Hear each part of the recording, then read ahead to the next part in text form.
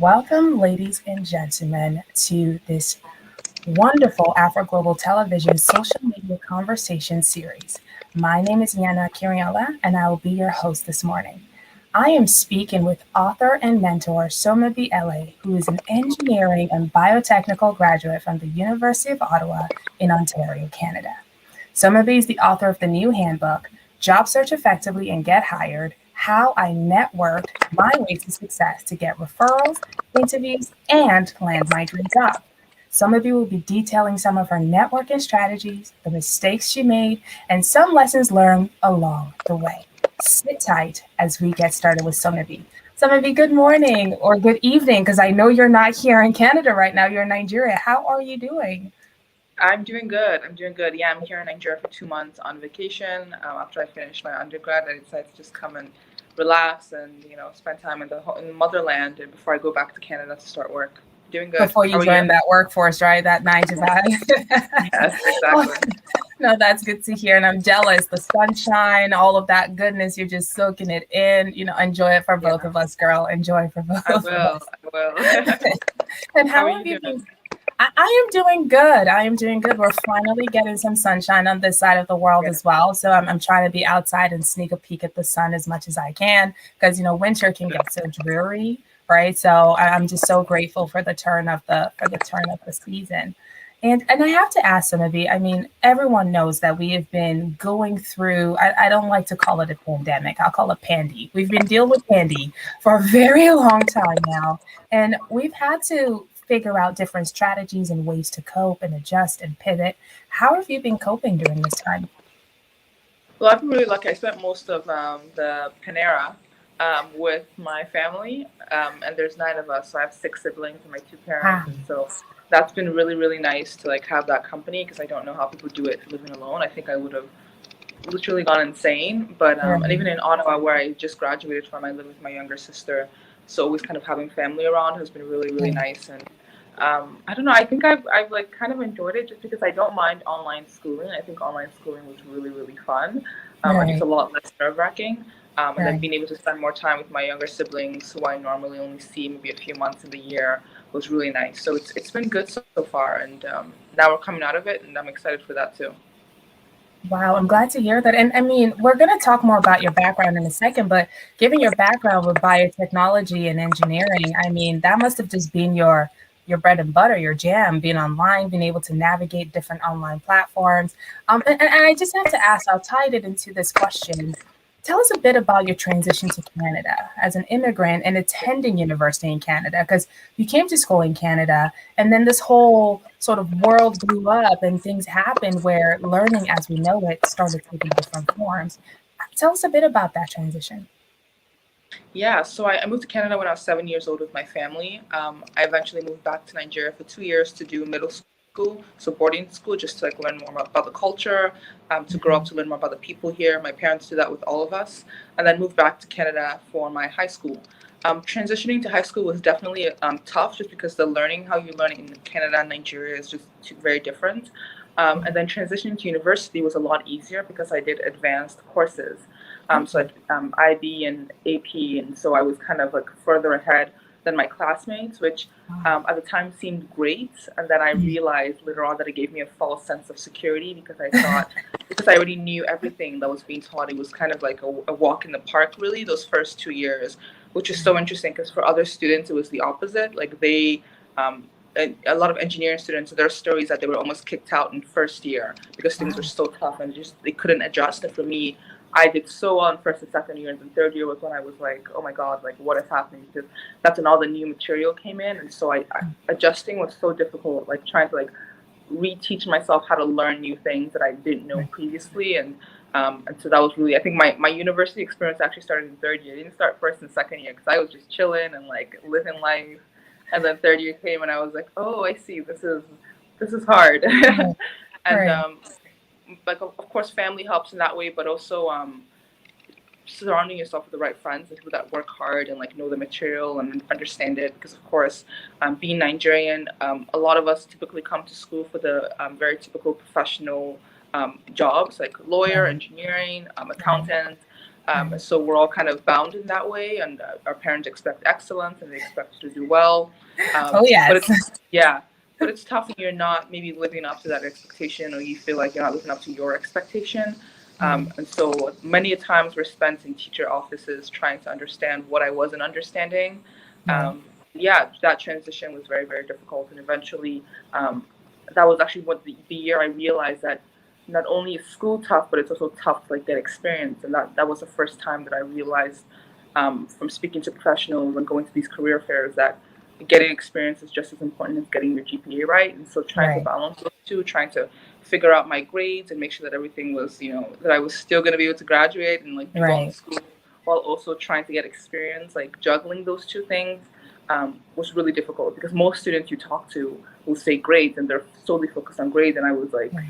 no, I think it's both. And I think I need to like put more emphasis on both, but I should obviously be trying to do well in school, and like that's really difficult. And I should also be getting experience. And so students have to juggle this life of like having to do both at the same time. And recruitment season almost never ends. And so it's Right. like recruitment season is like another course. So if you've already taken 6 courses, you might as well be taking 7 courses, because you need to like kind of go through all these You need to interviews. balance those. And Yeah. we'll get into your experience a little bit more later, but I want to just pick up something you said, pick up something pivotal that you said. You talked about the fact that, especially for a lot of Nigerian, and if I be bold, I'll say a lot of African kids, there's this expectation of academic excellence from their parents. There's this innate drive of, you have to be the best of the best. And it's usually for these high achieving, high earning careers, like you said, lawyer, doctor, engineer, president. There's Yes. some parents that are like, we need a new president and you're going to be it. Yeah. How was it going up with that? And just from my experience, it was a lot of pressure. How was it growing up with that pressure? And like you said, your parents allowed you to go through sort of two it's similar but different, like schooling in Nigeria and schooling in Canada. Very similar in terms of high expectations, but different in terms of delivery. How was it navigating those spaces? It was honestly quite difficult, because I'm the second oldest of 7 kids, and so I that pressure was, when you're one of the oldest, was kind of added on. And so I realized from an early age that excellence was the standard. Like, I'm sure you know, in the Nigerian household, excellence is the standard. Oh, yeah. And I think I love that. I actually wrote my blog post for Father's Day. That's one of the quotes I have, is that excellence is the standard, because it is. And there's nothing wrong with kind of having that mentality. But when it gets to the point where you want to be perfect in everything, and it's constantly weighing you down, that's when things kind of start to take a different turn. And I felt that in my third year. And my parents, by the time I got to maybe my fourth or my fifth year, maybe having more kids, but they definitely calmed down. Like, my mom was like, it's not about doing your best and Right, coming out healthy and happy. And right. especially when the pandemic hit. When the pandemic hit, I was interning at Deloitte while also taking 4 courses. Wow. So I was a full-time student while interning and working full-time at like one of the biggest companies. And Right, she could see the stress, like there's some like even like medical issues. And so I think that really kind of just like, it really dawned on her that it's never really worth it, to right. try to go like above and beyond and like reach excellence to the point where like it's detrimental to your health. Right. And so still though, that spirit of excellence is in all of us. Like, my younger sister Chidera just made Dean's List. We found out yesterday. Wow. Her younger sister, the one after her, is at an Ivy League. She's also interning at Ooh. LinkedIn and is going to be interning at Cisco. And so it's something that's ingrained in us to do everything and do it well, especially the older ones. But I think we all now realize, and something that I'm constantly trying to ingrain in my younger ones, is that you should never go to the point where it's detrimental to your mental health or your physical health or anything like that. All right. So it's that expectation of excellence from our parents, that drive, that innate desire to want to do better is great, but we need to be mindful that it's not to a point of, we're Yeah, jeopardizing our mental health, physical health, spiritual health, financial health, whatever it may be that exactly, recognize. exactly. No, thank you for sharing that. And I want to get to this question because it's really pertinent. According to, like I said, right, a lot of African, I don't want to use kids because when you're going through high school, university, you have a sense of Yeah, self. the kids. Yeah. Right. A lot of young adults and youth, especially African young adults and youth, we have that spirit of excellence. We have that drive of excellence. We have our communities telling us to bring excellence to everything we're doing. Hmm. But according to Statistics Canada, overall, university educated immigrants account for 70% of the growth in low skilled employment, right? Only 38% of the growth in high skilled employment goes to immigrants. Why do you think there's such a big disparities in the number? Because we know that, recently, believe it was about 2 years ago, the stats came out that a lot of Ivy League graduates are immigrants, right? A lot of Nigerians, a lot of, be it from the Congo or various parts of Africa. Yet in Canada, we only account for 38% in high skilled employment. Why do you think this is so? Oh, I think I may have lost you there.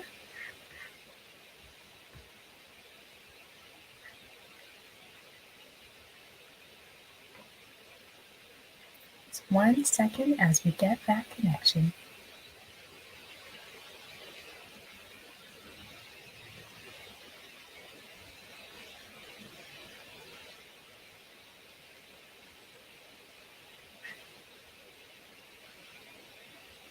Me, but I was just about to say.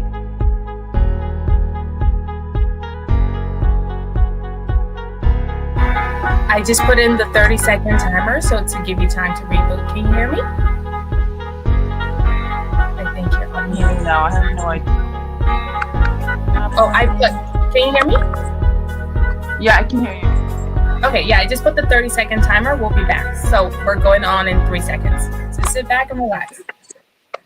All right, and now we are back with Somebi. Sorry about that technical difficulty. As I mentioned earlier, Somebi's all the way in Nigeria, so we are using the best we can with technology. Yeah. But thank you for rejoining us. Somebi, I'll pose that question again to you. So I said that about 38%, only 38% of high-skilled graduated immigrants account for high-skilled growth in employment in Canada. Why do you think this is so? It's honestly so sad hearing those stats. I mean, like I said before, like we all know, excellence is the standard. So when you're not able to kind of live up to that in the typical sense, it can be really heart crushing. I think one of the biggest reasons is that schools and universities just doesn't prepare students like it should to even understand what it means to job search, because you're so busy trying to get those high grades that when it comes to actually learning about the workforce, learning about job searching, learning about entering the workforce, you kind of fall short. And even students that have lived here their whole lives or most of their lives like me still find it difficult because there's no handbook, and you kind of have to go searching for that information on your own. And I can't even imagine how difficult it is for international students coming here to try to figure out what it means to job search, what it means to land jobs. I mean, my younger sister, who she's been here since she was 5, when she sent me her resume to edit, it was like 6 pages long, which anyone in the workforce should know that your resume should always be a page or 2. And Right. so, and she lived here since she was 5, and she didn't even really realize that, and so I had to re-edit everything for her. And so if someone's international, they're coming here to a whole new world, and with a school that just doesn't prep them. Of course, I also think there are biases. One of the most heartbreaking things I learned a few months ago was something called North American experience. And that means that someone can come here with 10 years of experience and like a master's, undergrad and a master's degree. They can get their certifications, become licensed, let's say to be a chemical engineer in Canada as well. But all that 10 years of experience that they have means nothing. So they're basically starting from scratch. So even though they're licensed now to be an engineer in Canada, like they were in Nigeria, for example, they're essentially like a first-year student. Like they don't have that experience. Doesn't really mean much to employers. And so I think that's a really, really big thing, is that the experience for some reason just doesn't carry through. And of course, sometimes employers are unwilling to sponsor or do the paperwork. And right now, as we see it, only big companies, like you're talking about the FANG and the big tech, are really able to sponsor people and are willing to spend the money to do that. And so, of course, that's only like a 0.01% of the companies in the world. So the rest of the companies are not able to do that. And so students find it very difficult to be able to kind of get their paperwork and get hired. And there were so many times in Ottawa when I was Ubering, and someone would be my Uber driver would be a fellow Nigerian or someone from Africa. And I'd be like, oh, what did you study? And they'd say like engineering or something. It was always engineering. And then we'd get into a conversation about job hunting. And one of the biggest things that they also said was that they've been applying and applying and applying. And I think like that just goes back to the first thing I said, like no one really understands how to apply for jobs and how to be strategic about it. And that's something that I've had to learn over the past almost 6 years through trial and error. And that's something that I'm currently teaching my younger sisters, is being strategic, not just doing what everyone else is doing. And actually trying to kind of think outside of the box and do things kind of a different way to get different results. Because of course, if you're applying for job after job after job, and you're not getting the results, then it probably means that you need to change your approach. And that kind of thinking isn't one that school preps us for, just because school in general, there's always a right answer, and that doesn't train kids to be outside of the box thinkers like they should. It just doesn't train kids to like I said, learn how to job hunt. Or students, young adults, doesn't train us to learn how to job hunt. Trying to keep myself young by saying kids, but it just doesn't train us to. It's okay. I'm 18 in my mind. I'm still 18 in my mind. Right? I feel like if I keep repeating it, it's got to be true. Right? Absolutely. Yeah. But no, I think school definitely falls short. And for how much you pay for it, I mean, that's another big issue is that since I'm a citizen, the tuition is very subsidized here in Canada. But for international students, I mean, one international student's tuition is like 5 like actual resident tuition. It's incredibly expensive. And so me I was able to spend an extra year in school to do additional internships at like Deloitte and Valadair. And I was able to do that because, I mean, my tuition it wasn't crazy.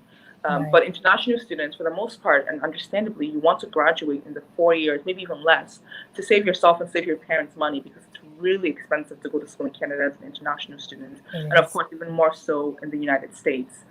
So I think that's the mentality of a lot of international students, is that let's try to get this done as quickly as possible and get hired, because of course, people will say as long as you have your degree, you can get hired, which isn't the case anymore. But people want to save money. They want to come out of school as quickly as possible. And unfortunately, not getting that necessary experience is incredibly detrimental to wanting to get full-time work once you've graduated without that industry experience. And I just want to tack on, because you're speaking on so many salient points. And I just want to make mention to our audience that you do have a degree in engineering and biotechnology, right? You are in so you are in that world, that STEAM world that is really at the center of a lot of conversations today, especially as a woman in this field of study that isn't really prevailing with many women, right? There is a drive, there's a push, there's a pull to get more girls, get more young girls, get more women engaged in this field.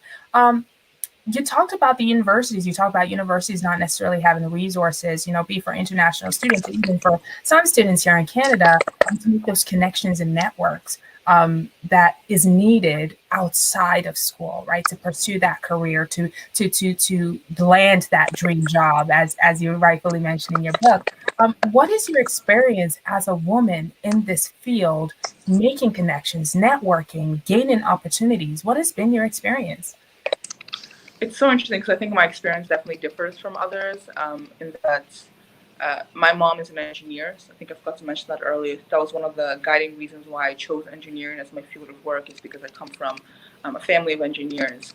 And so I grew up seeing my mom as an engineer. She's an electronics engineer, and that kind of in and of itself motivated me to believe that I can do anything and I can achieve anything. And I grew up with a dad that was always very supportive of all his girls. And so it never crossed my mind that as a woman or as a Black woman here in Canada, that would be a hindrance. And I said it, I think in my dedication of my book, I said, I thanked my parents for teaching me to be audacious. And even without, maybe they didn't know that they were teaching me to be audacious. I certainly didn't know that I was being audacious, but just feeling like I definitely deserve to be in the room, and going out of my way to achieve that, and to in any way that I deemed appropriate and necessary. I mean, my second and my third internship, I drove around or walked around actually in Ottawa, jumping on buses to hand out my resume till I was able to get a pharmacy assistant job. My third internship and my first paid internship as a software developer.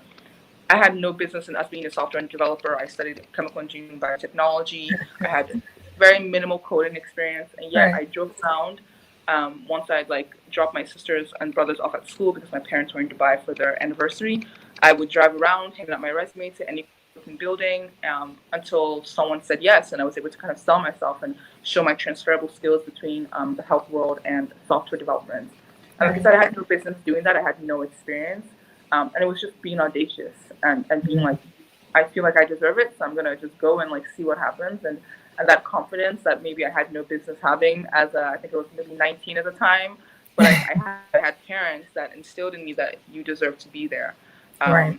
So it's definitely really interesting hearing stories and kind of being older now and hearing more about women in STEM and women in the workforce and hearing what they go through and thinking back and being like, oh yeah, I've been through that, but I probably like I just didn't realize because I was just kind of like doing my own thing and like feeling like I deserve to be there, or maybe being too arrogant for my own good. I have no idea, but people have been really, really helpful. Last summer, I networked with almost 300 employees from my target companies like Google and Amazon and Wow. companies like that. And when people heard that I was doing 2 degrees, they were always really impressed. But they were always willing to help, which really surprised me. And it's why I'm so motivated to pay it forward in any way I can to students, is that people were really willing to help me. I mean, I can't even speak enough about like Microsoft and Amazon and Google and people that like for some reason, like they have no reason to help me. I mean, we just met over, an informational interview with me reaching out to them on LinkedIn, and yet they're willing to like stick their neck out and refer me to people and follow up and like jump on calls with me and prep me and mentor me. And I think seeing that, realizing just how kind people are and just how naturally good people are, I've definitely been motivated to pay that forward. And it's why I tell students all the time that like you have so much power in being a student now. That word being a student is so like powerful. And so reach out, ask for help. Don't be afraid. Like if people say no, people say don't respond. Like more people will respond than people won't respond. And so I always say on my TikTok, on my Instagram, please reach out to people because they're so willing to help you when you're a student. Because I currently have so many friends that went back to school because one, they either couldn't navigate the workforce, or two, they didn't realize all the internships they could get as a student. Right. And so they go back to school to like get that title again. Because once you graduate, like you're Right. done. I'm never going to be a student again until I go back to school, and so I don't have that power I had as a student. Right. Yeah. And I just wanted to quickly pause you there. I was trying to jump in because I don't want you to give out too many secrets before we start talking about the book. Okay. But this is it. We're going to start talking about the book because in your book, which is the student handbook, how to navigate this seeming minefield of networking, job interviews, internships, you name it, particularly as a student. Before we start talking about the meat and potatoes of the book, you've spoken to it, but if you can tell me in 30 seconds, what was the inspiration behind this book? Why did you feel compelled to write this book? I wanted to inspire people that anything was possible when it comes to landing your dream job. I wanted to shed light on the fact that it's never a straight path. I mean, when you read my book, my first 4 internships, like I said, the first one I emailed like 400 people and got one maybe. And the other 2, I drove around, walked around, come rain, come sunshine, handed on my resume, trying to get hired. And now I have 6 offers from like the biggest companies. And so you don't start off at the very top. You don't start off at third base unless you're like obviously born at third base, but you kind of have to work there. And so I think people sometimes think or sometimes get so hard on themselves that they weren't able to get that one job or that dream role. And it's like it takes time and it takes resilience, and it also takes you being strategic, and also to inspire people. Because even my younger sister, the one that's at an Ivy League, she's at UPenn, she's a first year and she was able to get 5 offers from the biggest companies with only high school experience and like almost a semester of university. And just doing that, and like she was able to inspire people in her year that it is possible for me to get internships just being a first year, because people think like, I need to be a sophomore or junior, or I need to have some experience. But no, she was able to do all of this and like get all these big offers and all these from these big companies with just high school experience. And so it is 100% possible, and that's one of the many things I talk about in my book, is guiding students how to build a LinkedIn profile, how to network, what to say, how to be strategic, and basically just trying to be the big sister in the job hunting world. Right. I'm still helping my younger siblings with, and I will continue to do so because the youngest siblings are 10, and so I'm going to be in the job hunting world until they until they're like They're your protege until they're yeah, done. They're just exactly. until it's like, Exactly. Auntie, sister, finally we made it. They're like, all right, Yeah. I can diversify this asset. But I wanted to ask you about that because it's pretty spectacular coming out of your undergraduate, coming out of school. You said, like you said, you had 6 internships with the big names. You had 6 internships while in school, and you graduated with 6 full-time offers for you to choose from. I mean, I think a lot of students don't want to show up for convocation because it's like, boom, that shoe drops, and it's like, I don't know what's going on in life. I'm gonna move Yeah. back to my dad's basement. I don't know. I'll take a year off and explore the world. No one really knows what happens after convocation, but here you are with full-time offer, 6 of them staring at you and like, I get to pick where I go next. And by the way, 6 seems to be your lucky number. Just gonna I throw that think out so. there. Yeah. Maybe your Start favorite with number, I don't know. seven. But tell us about navigating going into the workforce or being in the workforce while in university and then going into the workforce after you graduate. Because sometimes I think that's one of the areas we don't really pay attention to, right? University, the structure of university is so different, right? It's so different. You have your schedule, you have your classes, you have your syllabus, you have your expectations. But then in the workforce, it's like you don't get a syllabus. You don't know what semester. There are no semesters. There are no due dates. There's so many different things. So how did you go about navigating that while in school, and now you're going to be entering into a full time outside of school? Oh my gosh, I love that you touched on because that's exactly it. And that's why so many students choose to be what my dad calls professional students. Yeah, they choose to do it all the way to PhD and then they become assistant professors and then professors. And so they never actually enter the workforce because a lot of them are just terrified. I mean, I literally have friends that are like, I've decided that I'm just not going to enter the workforce and I'm just going to keep being a student because especially if you're a permanent resident here in Canada or a citizen, you get paid essentially to continue being a student because so few people choose to like go back into like more education after undergrad, and so like the school and the university and like the government will literally pay you to just keep going back to school. And a lot of times it's not because they want to, just because they're terrified and because they weren't able to find jobs and they're like, well, let me just do what I've always known, which is to have the schedule and have the research and do stuff like that. And so for me, when I was interning, I was always lucky to intern at places that had structure for their interns and they were able to teach us kind of what we needed to know and how we needed to work. But actually, my most recent internship was at a startup, which startups typically have very little structure. So that was kind of making it up as you go, and that kind of gave me a really realistic sense of like what it means to work when you just work when you're just a full-time employee and you have to take things into your own hands and ask questions and things like that. And I was actually in a clubhouse room the other day where I was talking about this, and I said that when you're at a point in your life, whether you're working or you're interning, maybe you don't have that much to do. The onus is on you. Because students always ask me, how do I get a return offer? And I said, you need to go out of your way to kind of make it happen and show that you want to come back. Exactly. And that's the same thing as like being in the workforce. You need to go out of your way to show that you're doing what you're supposed to be doing, delivering the work. If you don't have work, which tends to happen a lot, you end up just asking your manager if there's anything you can do to help, and networking with people not only on your team, but also outside of your team. And I think that's a very big thing that I made sure to tell my younger sister was to not just network with people within her team, try to also reach out to people that you guys work closely with to see what your company does and also to get involved. Because when the time comes where they're reviewing your work, no one really cares that no one gave you work. They care about what you did to fix that. Exactly.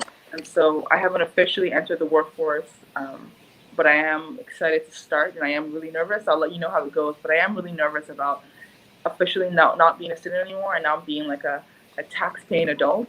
It's fun, but it's definitely nerve-wracking. And I think nowadays I've started hearing more conversation about the lack of support that students get, not just about job hunting, but about entering the workforce. That shock when you're now like, oh, this is like, okay, I'm just sitting here like having lunch. I don't have anything due. I don't have anything. Yeah. I got to do this adulting thing and figure out what percentage of what and how to balance my life. Yeah. And I'm glad I have my parents to support me, but there's nothing like actually experiencing it. So I'm excited for August when I officially start at McKinsey, and when I'll definitely get the taste of the real world.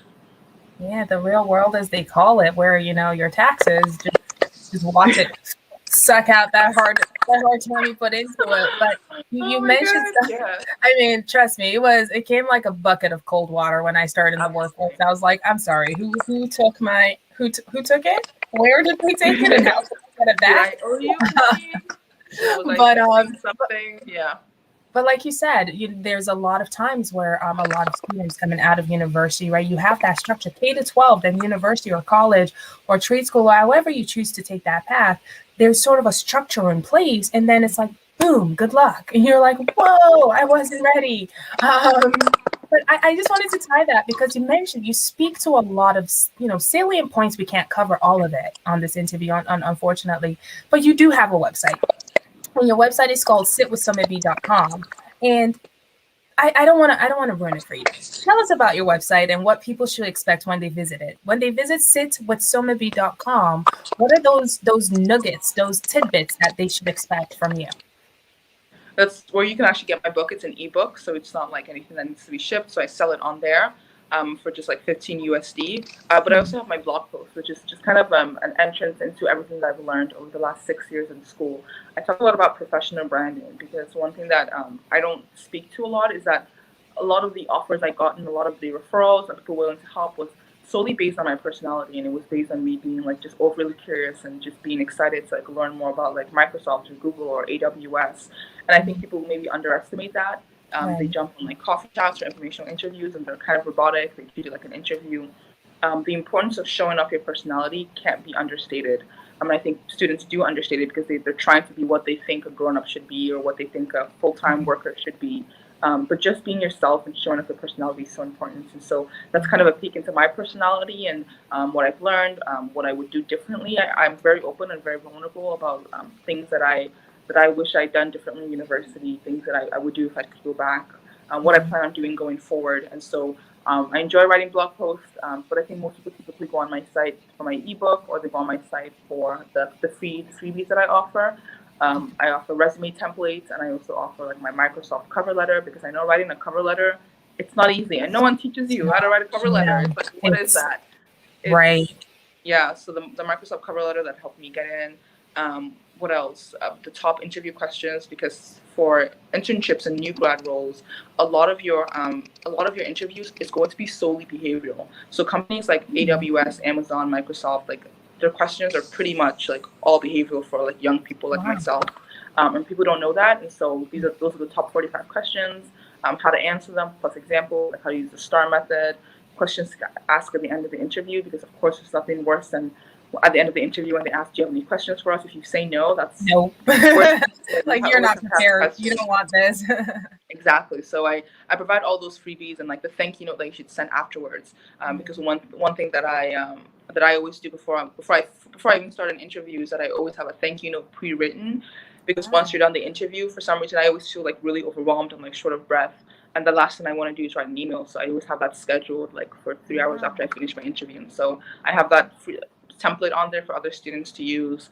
And yeah, just things like that students can get. I get a lot of questions on TikTok and like Instagram where I'm really active, asking for like one-on-ones. And I tried to do one-on-ones earlier this year and I've seen a lot of success. Actually, one of the students I mentored, she wanted to roll in social impact, which is such a new, like I didn't really know what social impact was until she explained it to me. But I used all the tools that I had in my book, and I basically the exact same tools I use for myself, for my siblings, for anyone else, as she just got an interview and an offer from Google for a social impact role.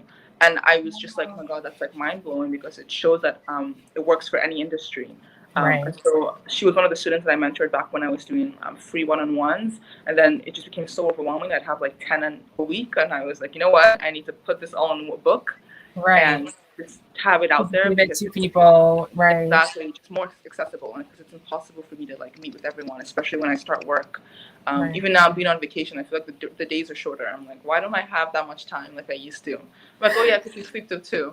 Okay. Right. And also you're changing the world. You're doing your good deed and changing the world and changing the conversation and changing the narrative and changing the way it is that a lot of young people, and I have to be honest, this is not just a conversation for students or for young people, because there are many adults who are still trying to figure out what networking is, what, are still looking for their dream job or their dream career, or still looking to land. I call it find where they're where they need to land, right? Like a butterfly, you're just flying, hoping that you Mm-hmm. match with that sweet nectar that just is so good for Absolutely. you. So I think this book is versatile. I know it's pitched towards students, but will be so beneficial for anyone looking to intrinsically just introspect and now use the, like you said, transferable skills, use the resources, use what they already have to better themselves and move forward. So I do have to ask you this question, and it's our second last question, but I want to ask you, what is the best, if you could just name one, what is the best tip or advice you have ever received as you navigated your way in the job market? Oh, I actually just designed an Instagram post that'll be going live next week, and the best advice I ever got, I think, was from my mom, who is very much a keep it moving, let's go, let's not like dwell on certain things. It's always Mhm. like, so what? So I didn't get it. Okay, what's next? Wow. And that is a very Nigerian thing for a Nigerian Oh mother yeah. to say, Oh like yeah. not giving you time to cry, or maybe they'll give you a second, and they're like, okay, let's clean it up. Come on. Right. Right. So that's It's like literally the that was best. in the past already. It happened 5 minutes ago. We're done. Move forward. Absolutely, yeah. And that was so beneficial to me when I was interviewing last year, because I for 9 different roles and I got 6, and the ones I didn't get were still like heartbreaking, and I was like, so sad. And mom was like, so what? Like, keep it moving. And Yeah. that was instrumental in helping me network and navigate the like jobs hunting and interviewing. Is that you should always have a backup plan for your backup plan for your backup plan, and that's something I Yeah. say in my book, because when I was actually interviewing or trying to get a job at Deloitte, I had like 5 different avenues, people that referred me, and 5 different avenues I could have gone into Deloitte, because I didn't just rely on one person that said, oh, I'm going to refer you, I'm going to help you out, because you never know if someone's actually going to. And even if they do, is it going to be what helps you land your foot in the door? Right. And so I can never tell you the many things that helped me get into Deloitte. It could have been just this one thing, it could have been another thing. The point is I had multiple backup plans. And Yeah. even because I even getting into like companies like Microsoft or AWS or Google and McKinsey, like it was actually like multiple different avenues and multiple ways that I was like, I can't just rely on this one way because it might end up falling through. And so even like when you're networking, students get so sad when someone doesn't respond to their messages or when someone doesn't give them the Yeah. advice or the help that they wanted. And it's like, Yeah. okay, so what? Let's keep it moving. Like That's true. that's why I always tell my sisters, like, because they're targeting bigger companies, so it would be like maybe 30. I said network with 30 to 50 people from a single company, and to do that, you need to probably reach out to like over 100 from that company, because the Right. response rate is maybe 30 to 40%. Wow. And so if 30% of people would like respond, then you have 30 people to network with, and Right. that's maybe at least 15 people that would offer to refer you, and that's multiple referrals. You don't know which referral is going to do it, but you just need one good one. And Right. so that would be the best advice I always received. Maybe it was so much advice, it's just my mom being a Nigerian mom, Just but just mom being yeah, Nigerian. just mom being mom. Yeah, it's Just the so what ingrained in her, aspect. like, yeah, okay, didn't work out. Move Absolutely, on. Let's keep absolutely, going. What's next? exactly. And I think sometimes, Especially with 7 kids, yeah, she doesn't have time. It's like, little sweetie, I got right? others. You gotta pick it It's up. like there's 6 others to deal with. Let's just keep it going. Let's Yeah. move on. That Yeah, is but I think students tend to be really sensitive when it comes to networking, and like people are so introverted nowadays, and like the number one question I get about networking is, oh, I have anxiety, and I'm like, honestly speaking, we all have anxiety in one way or the other. As you see me now, I am quite nervous to be like interviewing virtually. You got to find a way to like kind of manage and kind of deal with it. And I always give the example of Sasha Fierce, Beyonce. that's When fine. Beyonce gets on stage, she's Sasha Fierce. It doesn't, when she gets off stage and she like sheds that, it doesn't necessarily mean that it wasn't Beyonce on stage. It just means that she puts on this different side of her to help her get through that performance. And that's the same thing with networking and interviewing, is that it doesn't make it fake or any less you. It just means that you kind of have to don a different face that maybe you're not used to wearing. It's still you, it's just a different version. And you get out there and you network and you interview and you do what you need to do. And then maybe, if you're me, you dive back under the covers and continue watching Netflix. And the point is, you gotta find your Sasha Fierce, and we all have Right. anxiety in one way or the other. You find your Sasha Fierce and you keep it moving. Yeah, and for the sake of time, I will definitely just connect that to something you said earlier in terms of understanding your goal, understanding the purpose, right? So what is it? Why are you doing what you're doing? And if you keep that in mind, if you keep your goal, if you keep your purpose in mind, then you do whatever it takes, right? Legally. But you do whatever it takes to get you to your end goal. And sometimes that means, and tying it to something you also said previously, allowing your personality to show, right? There's nothing wrong with saying, I'm nervous about this interview. And Yeah. usually when I interview or even go into meetings, I'll often lead with that. I say, you know what, to be honest, guys, I am absolutely nervous. And for me, it's not for them to do anything with it. It's just for me to put it on the table. And it Yeah. also alerts whoever is with me in that conversation, whether I'm sitting in front of a board, one person or two people, saying, okay, there's something else going on. You know, her voice is maybe a little squeaky because she's nervous, or, you know, her legs are shaking so much because she's nervous. Yeah. But it allows me to just be at ease with where I'm at without having to put up this facade. So I throw it out there all the time. Like, I'm nervous, guys. I'm so sorry. It's just, you know, it's a great opportunity. I don't want to mess it up, but I'm here, but I showed up. So just allowing ourselves to be authentically ourselves will definitely go a long way. And I'll just give you the last 30 seconds as we wrap up here. Any last words? I want you to, well, I'm going to have the last words as I wrap up the show. But any last words before we finish? Because I've been sitting with you here, author, mentor, wonderful big sister. I wish I had a big sister now. Somebi Eleh. Any last words you want to leave with our viewers? Over 50% of 2020 graduates, whether master's, undergrad, PhDs, have not yet found a job from 2020. So the job market is really, really inundated with students like this that just don't see an out. I'm here to help in any way I can. I provide resources on my Instagram and my TikTok, in my book, to guide you through everything I did. One thing, a funny comment I got on TikTok was, "Oh, you're exposing too many of the secrets," and it's like, because everyone can win and everyone should win. And I think students, we pay a lot of money to go to school. We deserve to be able to like use our degree and use our intellect and land those jobs and never feel less than because we can't. And having that help and having those resources is incredibly, incredibly important. And yeah, that's all I wanted to say. Thank you so much, Somebi. It was such a pleasure speaking with you. And thank you so much to all our viewers for joining us today. This, again, was Afro Global Television's social media conversation series. Again, my name is Yana Kirinola, and I am so grateful to have been able to have such a profound conversation with you. And for if you stayed with us, if you're watching this after the live show has happened, make sure to share this interview with your circle. Share with young people you know, old people you know, that you think will benefit from this resource. Don't forget to check out Somebi's website, sitwithsomebi.com, to get even more, even finer tuned resources, tips, advice, strategies by which to network and land that dream job, or just network and get to know people that you're interested in knowing in whatever circle you would like to be a part of.